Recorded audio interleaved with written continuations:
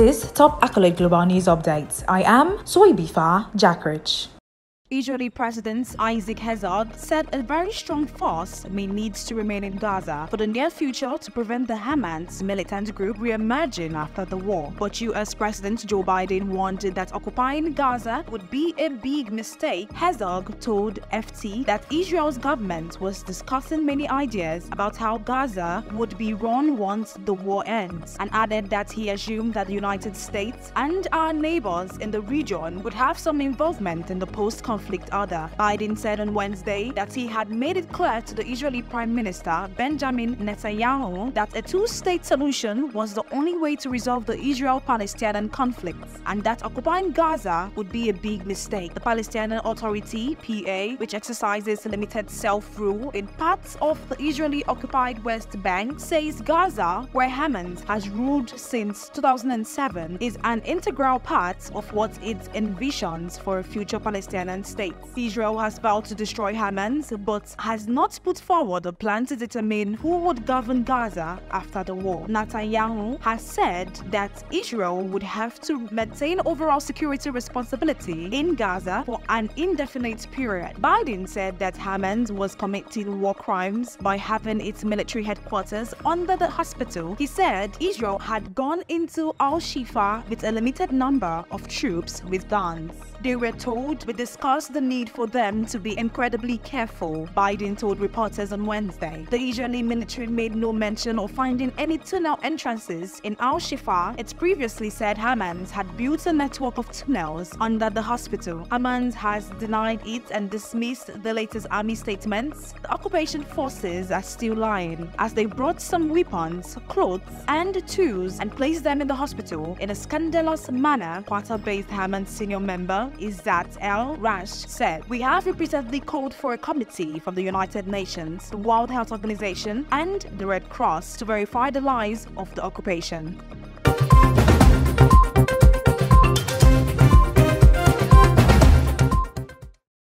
Britain's Burberry said it was being hit by a global slowdown in luxury spending, and it would struggle to meet its annual revenue forecast of low double-digit growth, with a knock-on impact on profits if it continued. The company, which launched the first collection by designer Daniel Lee in September, reported a sharp slowdown in comparable store sales growth in its second quarter to 1%, down from 18% in the first. As growth in China evaporated, rising inflation and economic uncertainty have cooled shoppers' appetites for luxury after years of blockbuster demand, prompting investors to trim forecasts. The world's biggest luxury group, with brands including Louis Vuitton, Dior, and Tiffany, reported a slowdown in quarterly sales in October, as did Kering, with its Saint Laurent, Balenciaga, and Bottega Veneta brands. Cartier owner Richemont has also predicted an easing in growth. Burberry said on Thursday that early indicators of demand for its Winter 23 collection were encouraging, and it had achieved a good performance in the key categories of outwear and leather goods in its first half. Demand in China, however, fell away in the second quarter from a strong bounce back from the impact of COVID lockdowns. Burberry said spending by Chinese luxury consumers had shifted overseas from mainland China. Tourist growth benefited European destinations, it said, with just over half of spending in the region coming from international visitors. But a weak performance in the Americans worsened in the quarter, with comparable store sales down 10%. Chief Executive Jonathan Akerod said, "While the macroeconomic environment has become more challenging recently, we are confident in our strategy to realize our potential as the modern British luxury brand, and we remain committed to achieving our medium and long-term targets."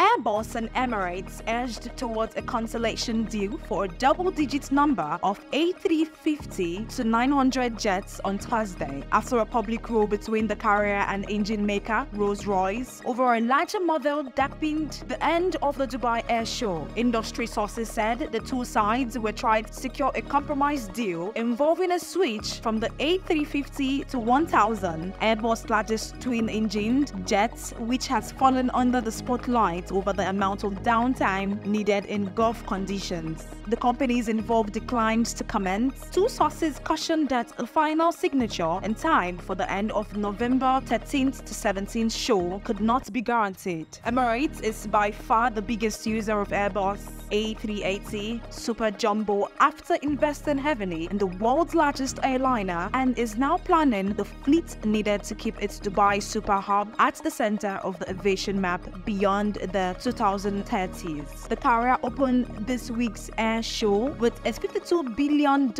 order for 90 more Boeing 777X airplanes, saying the US plane maker appeared to be getting a grip on regulatory and other problems surrounding its arrival after 5 years of delays. But Emirates Airline President Tim Clark refused to place a large order for Airbus, broadly similar A350-1000, and publicly criticized its engine maker, Rolls-Royce, over extra maintenance he said would be needed to cope with hot and sandy conditions. Rolls-Royce acknowledged its engine for the A350-1000 would need more servicing than Emirates would like, but denied Clark's suggestion that the engine was defective. A compromise order for fewer than 20 A350-900s, which could still blow off costs in final negotiations, would be seen as a consolation prize for Airbus after Boeing won the majority of orders, delegates said. However, it would still leave questions over its ability to compete with Boeing's 777X in the busy Gulf wide body market, they added.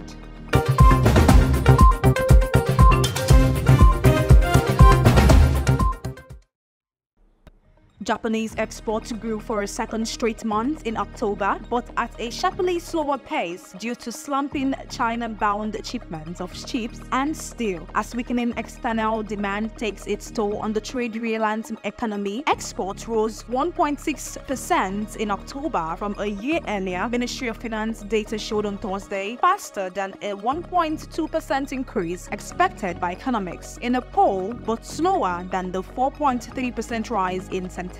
Weak exports have complicated Japan's efforts to spur economic growth, with sluggish domestic demand into weighing on the post-pandemic recovery. With China's economy crawling at the bottom and demand from the United States and Europe slowing, we need to wait until the middle of next year for exports to bottom out, said Atsushi Takeda, chief economist at Itosho Economic Research Institute. Until then, Japan would need to count on consumption and capital expenditure to pick up the slack with the absence of growth drivers. Some economists warn Japan could fall into a technical recession defined as 2 straight quarters of contraction.